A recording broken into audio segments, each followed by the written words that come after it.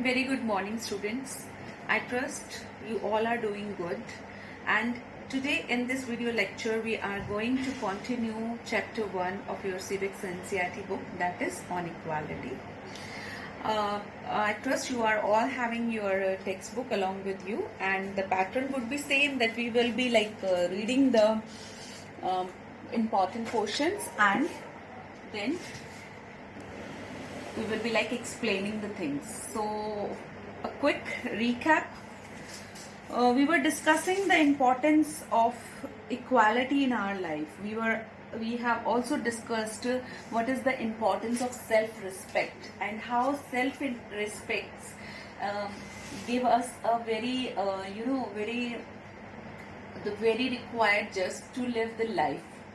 सो वो सब हमने डिस्कस किया. हमने एग्जाम्पल्स देखे थे कांता के, हमने एग्जाम्पल देखा अंसारी कपल का, हमने एग्जाम्पल देखा ओम प्रकाश वाल्मीकि का कि कैसे उनको इनइक्वालिटी की जो उनके अंदर फीलिंग आ रही है, rather it is because of the economic status और because of their being from a particular religion or a particular sect, उनको किस तरह से क्या क्या hindrance, क्या क्या discomfort life में आ रहा है. If you recall, we have started the chapter that equality is one of the prerequisite or key feature or key factor of a democratic country. अगर किसी भी देश के अंदर डेमोक्रेसी को एग्जिस्ट करना है तो कुछ फैक्टर्स हैं जिनको हमें साथ लेके चलना पड़ता है, and equality is one of the most important factors in that. We have read that in a democratic government, the participation of the people is must. There should be resolution for conflict, there should be justice and equality. So what we are now going to do in this particular video is that how the Constitution of India is supporting, or what the Constitution of India is doing for equality. As we know that the Constitution guarantee equality for all citizens. And I am reading page number 9, last paragraph. The Indian Constitution recognizes every person as equal. This means that every individual in the country, including male and female, persons from all castes, religions, tribes, educational and economic backgrounds are recognized as equal. Constitution इस बात पर भेदभाव नहीं करता कि आप लड़का हैं या लड़की हैं, आप हिंदू हैं या सिख हैं, आप पढ़े लिखे हैं अनपढ़ हैं. No, there is no discrimination. आप जनजाति मतलब कौन सी जाति को बिलोंग करते हैं, आपका धर्म क्या है, everybody is equal. This is not to say that inequality ceases to exist. लेकिन लास्ट टाइम भी हमने पढ़ा, ऑल्दो कॉन्स्टिट्यूशन जब से बना है तब से वो गारंटी कर रहा है कि एवरीबडी इज इक्वल और किसी को भी डिस्क्रिमिनेट नहीं किया जाएगा. But as I said earlier also that there is a huge difference between the preaching and the doing. The ground reality is somewhat different. And हमारा टारगेट क्या है? हमारा टारगेट है कि ये जो ग्राउंड रियलिटी है इसको इस तरह से बनाना कि वो हमारे जो कॉन्स्टिट्यूशन गारंटी कर रहा है इक्वालिटी, उसको हम इम्प्लीमेंट कर सके. और वो कैसे होगा? वो तभी होगा जब हम दूसरे को रिस्पेक्ट करेंगे, जब हम उसकी दूसरे की आइडेंटिटी को रिकॉग्नाइज करेंगे, हम इस बात को मानेंगे कि डिफरेंसेस जो हैं वो होते हैं, लेकिन उसके बावजूद हमें कॉर्डियल कैसे चलना है. And this thing is not applicable for a country, even in our personal life also. To respect any relation and to try to understand the viewpoint of the other person is very very required for any healthy relationship. तो पढ़ाई के साथ साथ अगर हम life skills भी सीखते हैं, जिंदगी को जीने का तरीका भी सीखते हैं, तो that is wonderful, you know.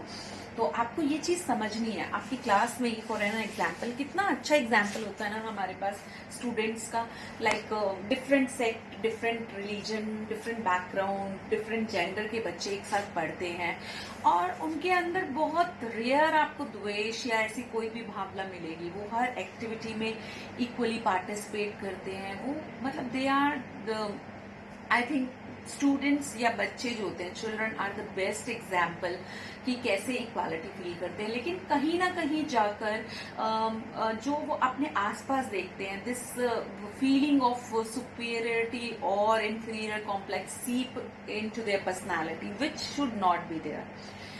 तो इंडियन कॉन्स्टिट्यूशन ने बोल दिया, रिकॉग्नाइज कर दिया, लेकिन ग्राउंड रियलिटी अभी भी डिफरेंट है। उसके अंदर अभी भी लोगों से भेदभाव किया जाता है, अभी भी people are like discriminated because of various factors which should not be there.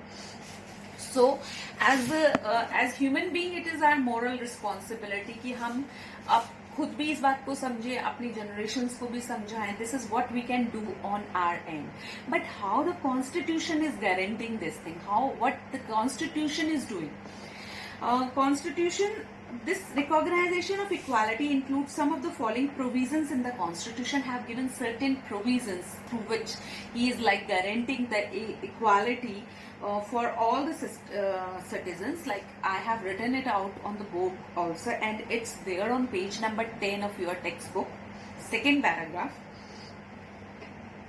Some of the following provisions in the constitution: first, that every person is equal before the law.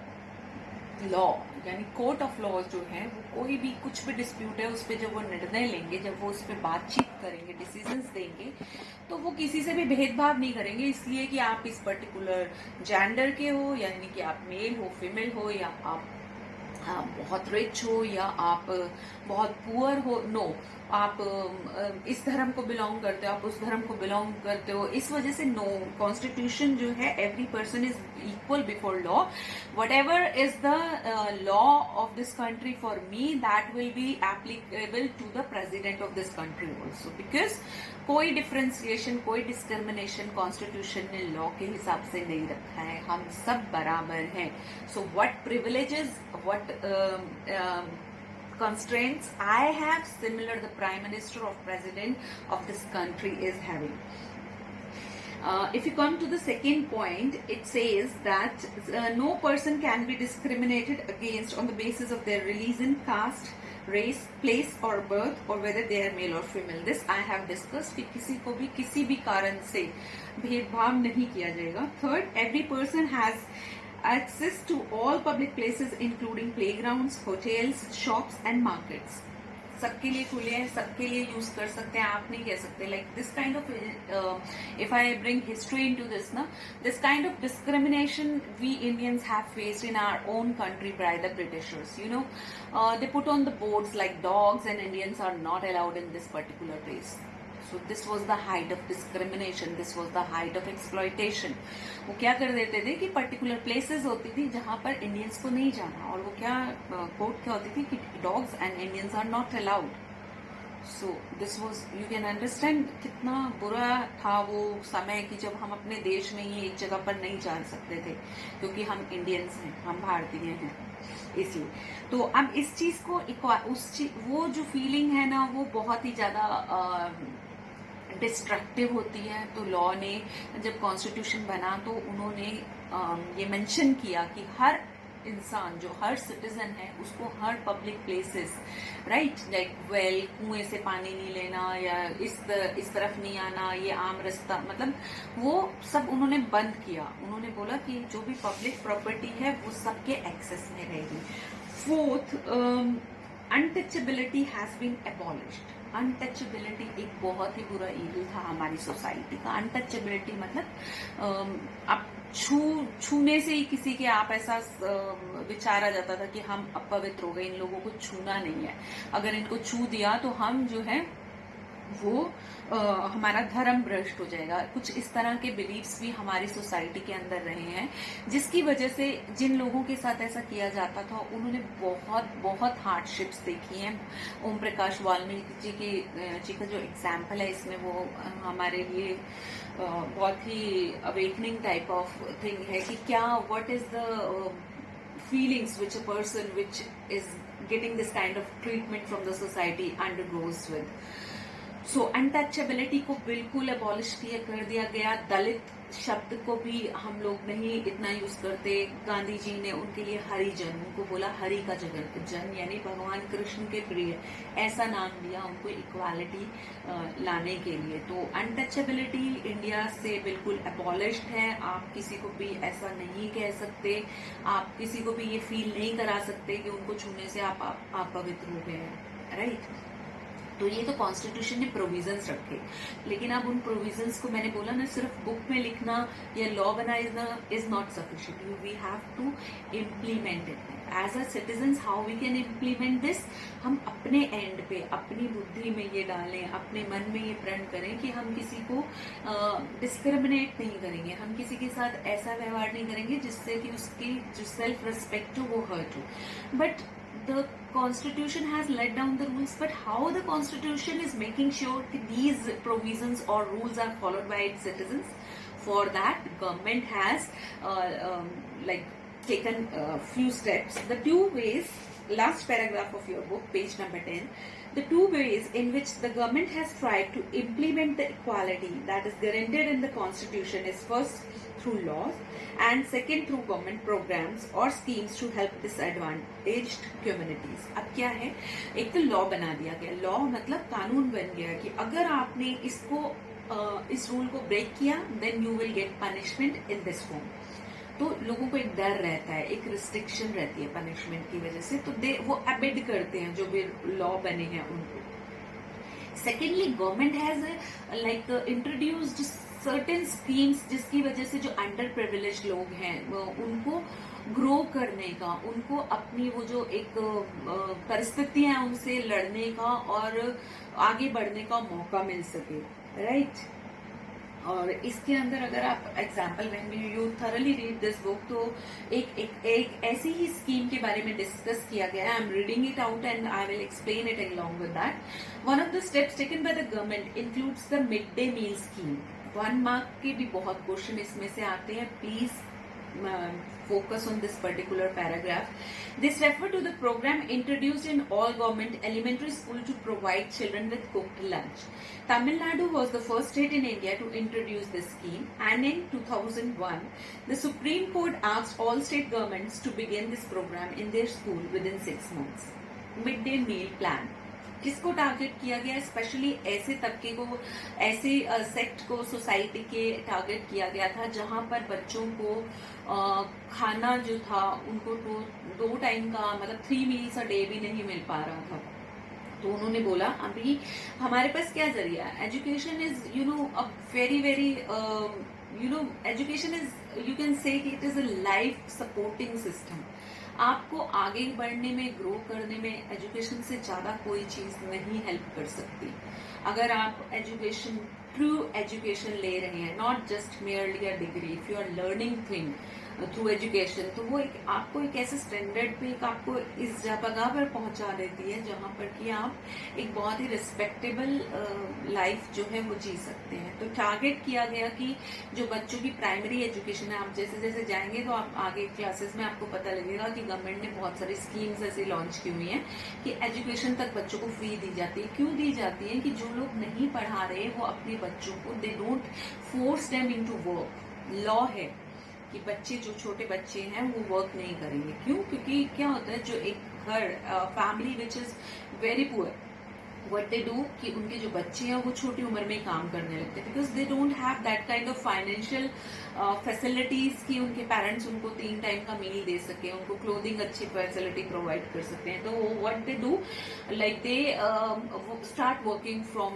Very young age just to stop this thing so that they can get education and they really grow in true sense. What the government has done, like बहुत सारी schemes ऐसी हैं जिसके अंदर उनको education free दिया जाता है सो that they can come without having any restrain on their families. और साथ में ये मिड डे मील से तो बहुत ही अच्छा हो गया क्योंकि गवर्नमेंट ने एजुकेशन फ्री की, फिर भी क्या था, लोगों के पास खाना, उन बच्चों को अगर खाना नहीं मिल रहा था तो स्कूल में क्यों आए। तो this is a type of incentive, you can say, कि आप स्कूल में आएंगे, आपको फूड मिलेगा, तो what else the parents want कि उनके बच्चे को खाना भी मिल रहा है और साथ में एजुकेशन भी मिल रही है, तो उस बच्चे को स्कूल ही भेजेंगे ना, rather than sending him to do some work.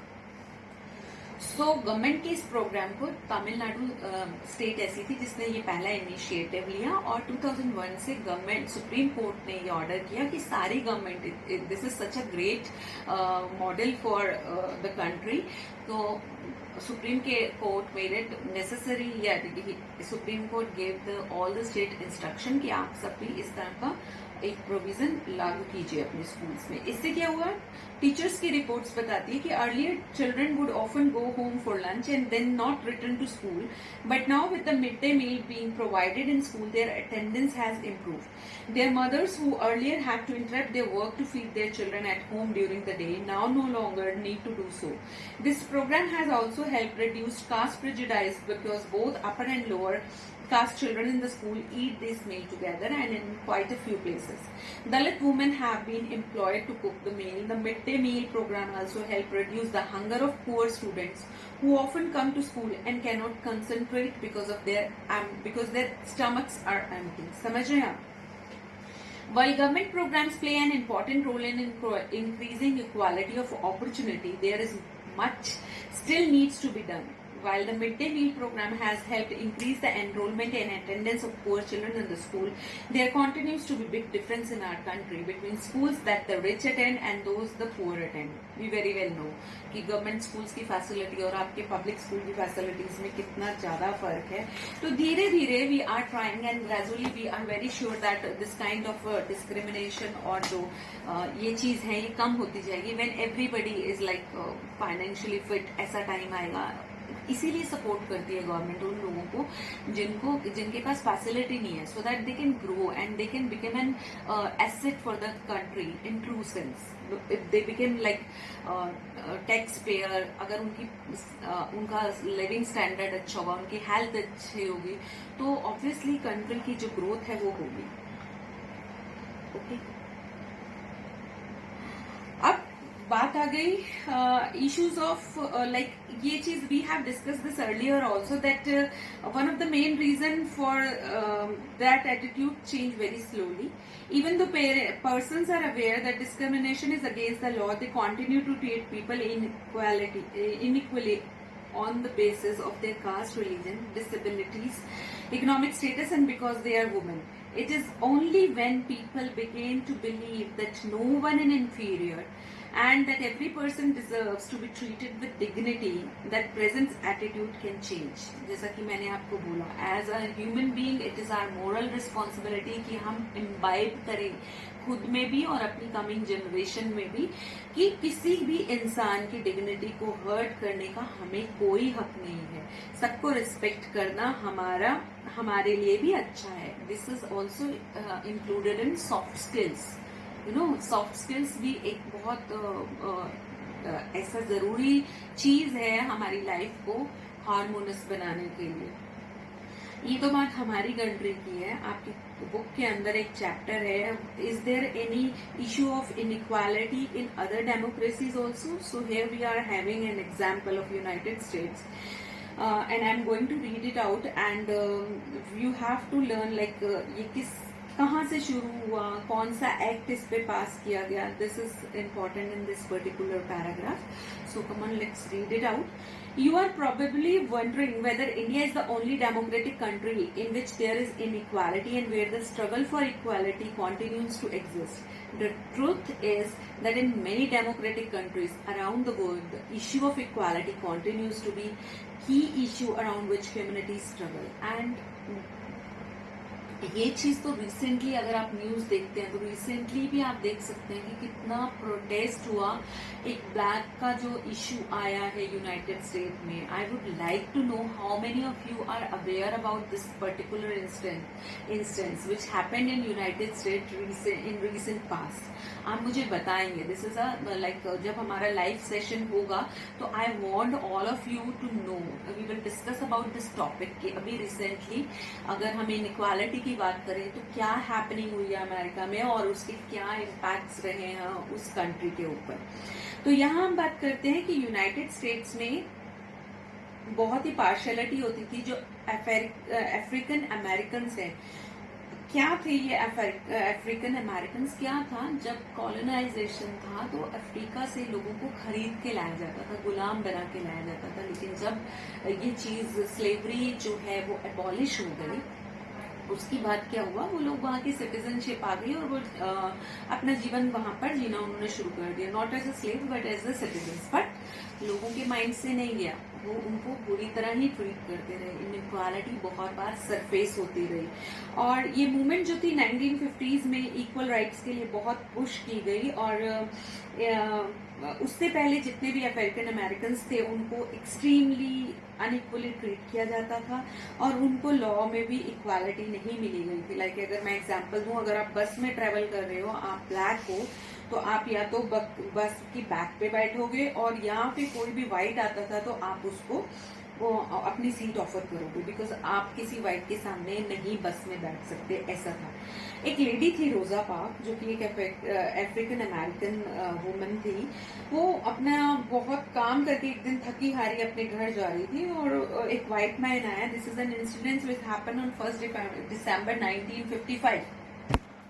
और एज द रूल गोज कि वो ब्लैक थी तो उसको अपनी सीट ऑफर करनी थी उस व्हाइट को, बट शी डिनाइड, उसने डिनाई किया, और इसकी वजह से एक बहुत ही जो था विद्रोह टाइप सा चल गया। वो बात इतनी बढ़ गई कि वो विद्रोह हो गया, उसका बहुत ही ज्यादा विद्रोह किया गया, प्रोटेस्ट किया गया, और लोगों के मन में जो आक्रोश था वो निकल के आया।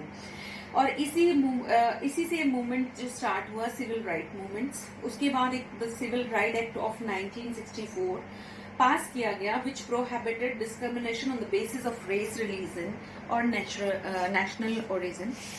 It all started that all schools would be open to African American children, and that they would no longer have to attend separate schools specially set up for them. तो इस तरह से जो था वहां पर भी इस प्रोटेस्ट के थ्रू और इस एक्ट के पास होने के बाद जो था लॉ आ गया, और लॉ ने फोर्स करने की कोशिश की. अब now the last paragraph on the page number 14, challenge of democracy. No country can be described as being complete democratic. Complete democracy नहीं है, कहीं ना कहीं हमारा जो सिस्टम है उसमें बहुत सारे लूप होल्स हैं, जिसकी वजह से जो कंप्लीट डेमोक्रेसी जो है हम नहीं क्लेम कर सकते कि yes, this country is a complete democracy. There are always communities and individuals trying to expand the idea of democracy and push for a greater recognition of equality existing as well as new issues. Central to this is the struggle for the recognition of all persons as equal and for dignity to be maintained. In this book, you will read about how this issue of equality affect various aspects of our daily life in democratic India. लेकिन अभी for now this chapter में इतना ही था. और आपको इस page के ऊपर आर्टिकल 15 में जैसा लिखा गया है वो भी आपको बताया गया. हमने इसको क्वेश्चन के आंसर के उसमें भी किया. I will be providing answer for the next questions of your textbook, and you are suppose to do that in your your notebooks and submit it by evening, and be prepared. If you have any doubt, we will be discussing all the doubts regarding this chapter in our live session, which is going to be held today around, I think we will check the schedule, but your live class, your live session regarding this chapter will be around 11 or something. So all the best, and good reading to the NCERT. Bye bye for now.